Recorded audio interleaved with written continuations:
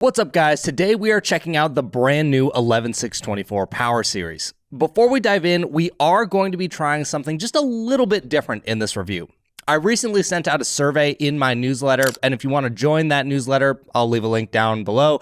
We usually just talk about gear-related things, paddles that are upcoming, and so on. So if you're a gearhead, it's probably for you. But in that survey, I basically asked for your feedback about what you guys like and don't like in review videos, and that feedback was really helpful. So I'm going to be trying to implement some of that in this review. One of the primary things we'll be condensing is the spec readout portion into something that's just on screen and only mentioning the specs that I think are relevant to you. I'm also going to spend less time on the teardown unless there's something interesting to call out. That way we can spend more time on paddle comparisons and letting you guys know how the paddle actually plays. Let me know down in the comments what you end up thinking about this and if you would change anything. The price of this paddle is $169.99, but if you use discount code PBStudio at checkout, you'll save $10. 11six24 has 3 shapes that they're now offering in their new lineups. The Pegasus, which is a wide body paddle, the Vapor, which is a hybrid, and then the Hurache-X, which is elongated with a curved top. I have to say, I really like this layout of shape options, and I wish more companies would do something like this.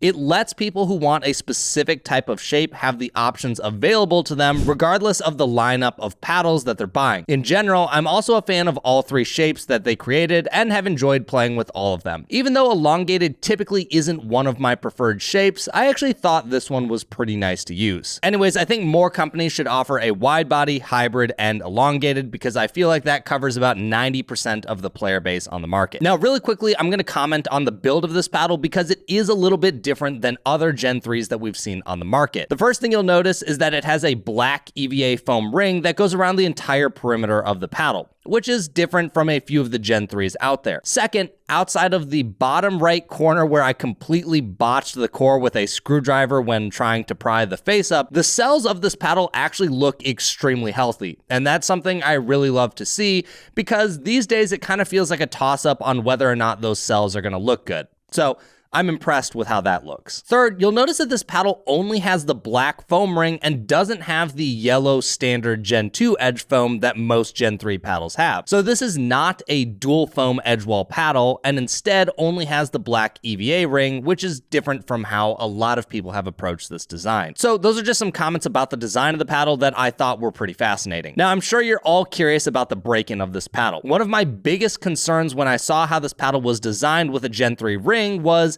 how is it going to change over time, and is it going to get too hot? We got these paddles back in about December, and I had Isaac beat up on our Vapor for most of the month. Then he gave it back to me to use while he moved on to the Hurache-X. And then eventually I went and play tested that one as well. In that time, I have not noticed any break-in that is significant enough to describe. If anything, it's the standard type of break-in you would expect where a paddle becomes slightly less rigid and feels a little bit more soft. But there was no observable break-in where it got hotter or any obvious change in the feel of the paddle. We were able to compare it with brand new units as well, side by side for a couple sessions. I really couldn't find a big difference. Now, I do want to be clear.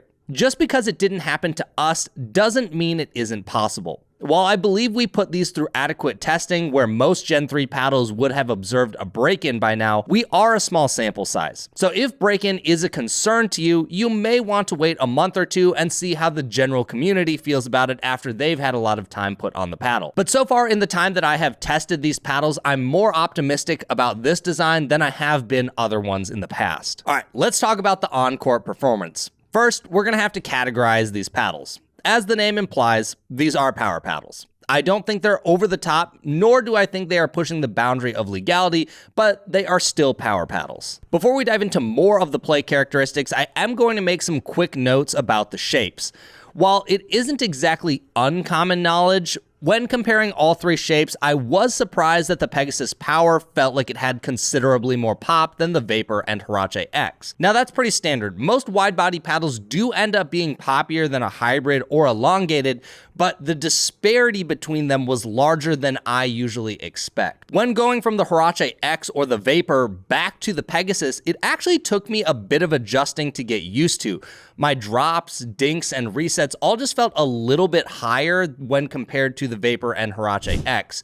So do just keep in mind that it seems like the Pegasus is notably more poppy. So if you're someone who's not looking for a crazy amount of pop, the Pegasus might be one that you want to stay away from. But outside of that, as always, which shape you're going to choose is largely going to come down to what you already prefer. If you like elongated paddles, you probably aren't going to buy a Pegasus or a Vapor, and vice versa. Beyond all of that, it's just the usual differences that you would expect between these types of shapes. Wide bodies have larger sweet spots with their higher twist weights, elongated paddles tend to hit harder with more plow through, and hybrids are a nice balance of both things. So hopefully that helps you decide which one you should choose. All right, now let's break down the feel of this paddle. Since this paddle has a CFC layup, which is a carbon fiber, fiberglass in the middle, and then carbon fiber on top, it has a very slightly stiffer feel off the face, similar to the original Hurache-X. But now that it's using a Gen 3 style foam ring, it feels to me like the ball sinks in a little bit more on the big drives and gives you more energy than the standard Gen 2 construction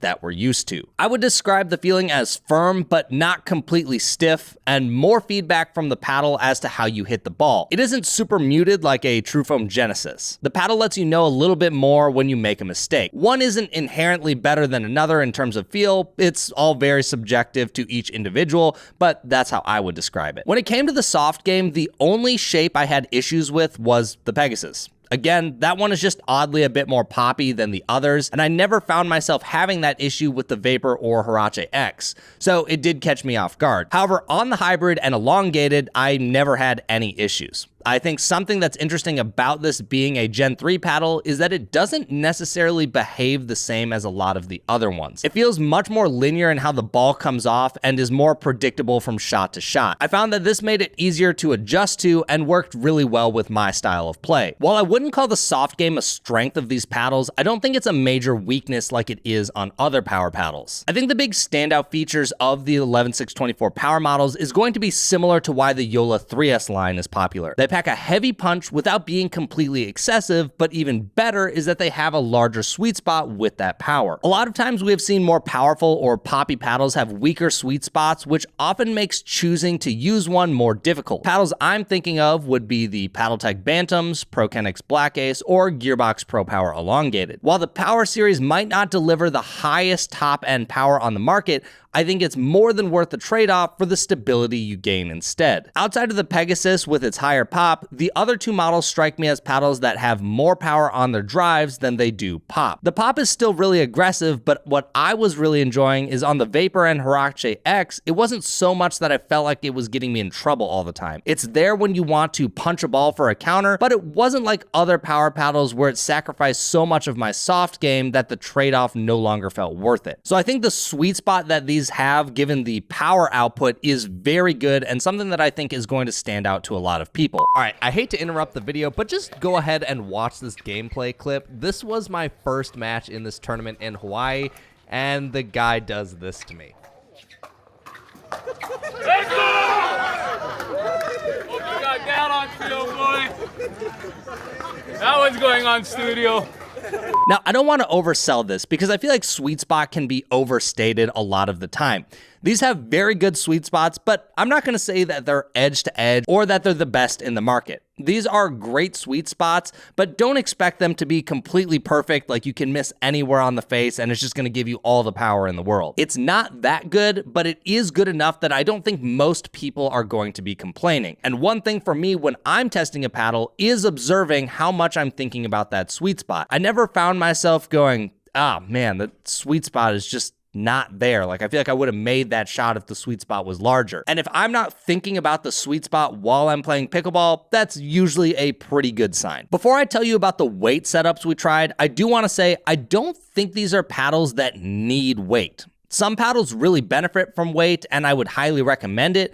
But with these, I think weight makes small improvements. But honestly, in stock form, these paddles are really good. So I recommend you play with them as is, and then see what you don't like before adding some weight. Additionally, if you look back at the specs, one thing I really appreciate about all three of these shapes is that they're all reasonable in swing weight. This makes it very easy to customize. They aren't so light that they need weight to perform, but they also aren't so heavy that you can't add weight to customize it the way that you want. Even our elongated Hurache Hurache-X only had a swing weight of 117, which is plenty of room to mess around with. But anyways, if you do want to add weight, here are the setups that we tried. On the Vapor, I used half-gram tungsten tape and ran it from 3 and 9 down to the bottom corner, similar to the setup that I used on our TruFoam Genesis, but just a little bit less in length. This took the swing weight from 113 to 115 and the twist weight from 6.7 to 7.29. On the Hurache-X, Isaac used the 3-gram tungsten tape strips and placed 6 grams on each bottom corner of the throat. This took the swing weight from 117 to 118 and the twist weight from 6.25 to 6.9. For both of these setups, the only change I really noticed was a bit more plow through and stability, which is always appreciated a little bit, but it wasn't enough to make me feel like that it needed to have the weight on the paddle. So feel free to experiment with what works for you, but that's what we tried and we enjoyed. Okay, so we need to talk about how this paddle stacks up against the Joola 3S. While the construction is reasonably different in the Power Series by not having the outer edge foam wall and having a full EVA foam ring around the entire paddle,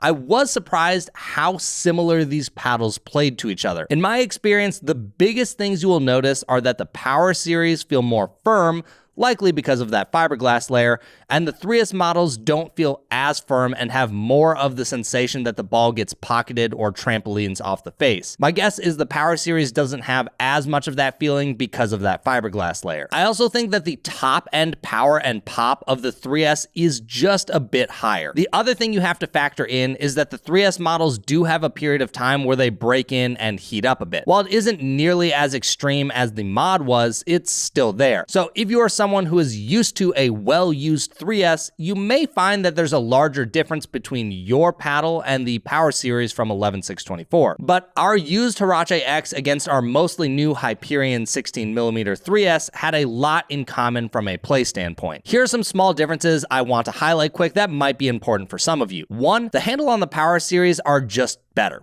I don't know what happened with the 3S line, but all of their 16mm models have clunky handles that are very blocky feeling. The Power Series are all slimmer, and I prefer how the bevels feel. So for the women out there, the thinner grip size might be a huge plus over the 3S line if you're using the 16mm models. Two, as I'm sure most of you still know, the 3S models are currently not USAP approved, which means there's a lot of tournaments that you still can't use them in. While they do have UPA certification, that only applies to the pro game at this time. So just keep in mind that if you're an amateur that plays tournaments, a huge benefit of the 11six24 paddles are going to be that they have the full USAP certification. Three, this isn't really a pro or a con, but if you are comparing the Hurache-X to the Hyperion, since they're both elongated with a curved top, the handle on the Hurache-X is a good bit longer. So for those of you with larger hands, the Hurache-X may feel more comfortable. So I think the long story short is there's a very good chance if you enjoyed the 3S line that this is a great alternative for $100 less. While there are subtle differences that may make one person prefer one over the other, I think there's a good bit of overlap between the two, and for some, the savings will far outweigh those small differences. The other power paddle I want to compare, since they're so popular, is the PaddleTek Bantam line. There are much bigger differences between these two. The first thing is that the Bantam feels much less full. Outside of the sweet spot, it starts to feel more hollow or cheap, whereas the Power Series feels pretty consistent throughout the entire face. Second would be the sweet spot. It's not even a close comparison in my opinion. The Power Series is a much better sweet spot than the Bantams, but that's always been a downside of the Bantam line. Third, I do think that the PaddleTek probably has the upper edge when it comes to pop. I think if you consistently nail the sweet spot, you're going to be able to be more aggressive at the net with it. I just think that it takes a more skilled player to get that performance out of it, whereas more average players are probably going to be able to access the power and pop better from the 11six24s. Fourth, the 12.7mm Bantams do also start with a lower swing weight than the Power Series. Not by a lot, but if you are trying to go for the lightest swing weight that you can get in a wide body, you'd probably want to pick the ALWC or ESQC from PaddleTek. Fifth, a big selling point of the PaddleTek is that they play very consistent over their lifespan. There's no break-in where they get hotter or change to something unpredictable. While that hasn't happened to us on our Power Series, it's very well documented that this is a good selling point of the Bantams, and I don't think that's something you should overlook. I'm gonna hop back in here really quick just to share an experience. I had a friend try out my Pegasus. He was coming from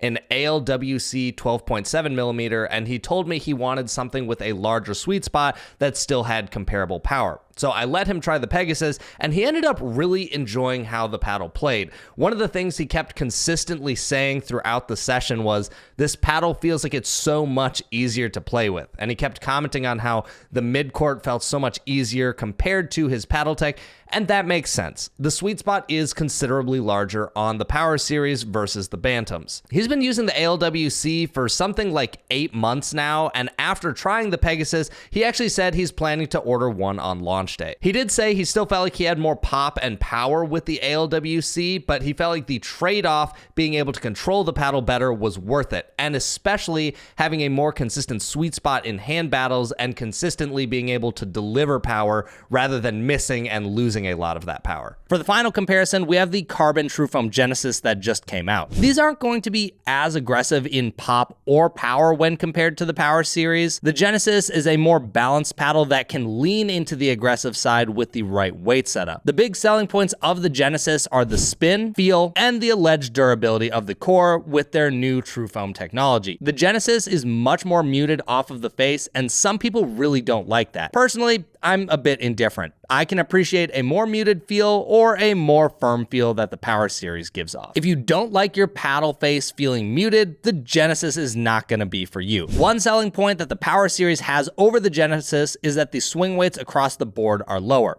If you compare the two wide bodies, my Carbon 2 was a swing weight of 112 and my Pegasus was 107. I've also seen a few Carbon 2s that had a swing weight that was above 114. So the gap between those is pretty large. But I would say only worry about that if you're someone who needs a really light paddle. If you aren't one of those people, then I really wouldn't worry about it. I would also give the sweet spot edge to the Power Series over the Genesis. Personally, once you have a good weight setup on the Genesis, I think it's largely a non-issue and hasn't been bothering me at all. But I do think that the Power Series outperforms it in stock form. So if sweet spot is really important to you, that's what I would pick. I think the Genesis is the hardest to compare because on paper it seems weaker in almost all areas, but I really do think this is a nice paddle, and it's one of those ones that you just have to play with it for a little bit of time to appreciate how good it actually is. For myself, I'm going to have a hard time choosing between the TruFoam Genesis and the 11six24 Power as which one I want to main. I think they're both great in their own respective ways. But one huge plus, again, that the Power Series has over all of these paddles we've mentioned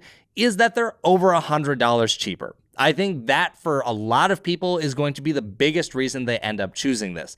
Paying an extra $100 for maybe small bumps in performance isn't going to be worth it to a lot of people. Now, if money's not a concern, then you might not care about that at all, but I do think for a lot of people, saving that $100 is going to be a big deal. So let's wrap this whole thing up. The Power Series from 11six24 is a very good series of paddles. I don't think they have any large weaknesses, and they get a lot of things right. I think the biggest headline with this series is the price. It's $100 cheaper than other comparable power paddles, and I think that's what makes this paddle a big deal. It's not that the performance is something we've never seen before in a paddle, it's that prior to this, you really couldn't get it at a more affordable price, and now you can. As of right now, I would place the Vapor Power in my top 3 paddles to take to a tournament. In fact, I did take it to a tournament recently. All the gameplay you saw in this video was from a tournament that I played in Hawaii with the Vapor Power. The other two right now that I enjoy the most for competitive use would be the Carbon 2 TruFoam Genesis and the Honolulu J2K. If you're still having a hard time deciding if you should buy this paddle, here's my final recommendation.